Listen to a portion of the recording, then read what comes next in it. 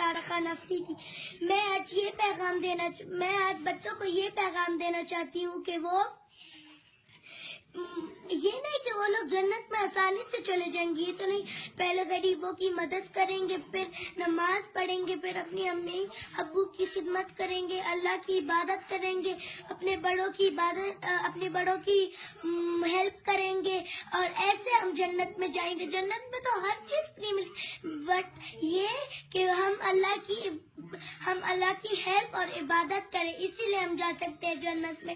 اور جو جنت میں نہیں جاتا, دوزخ میں جاتا ہے, تو اس کو اللہ پاک آگ میں سڑتے رہنا, اور پھر ہم مر جائیں گے. پھر ہم کیا کریں گے؟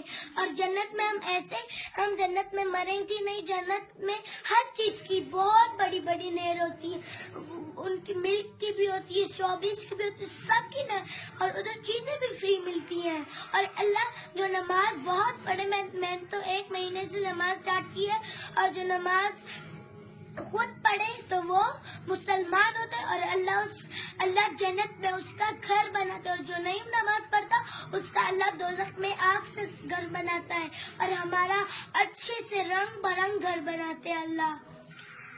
اوکے, اللہ حافظ. I love Allah. Thank you.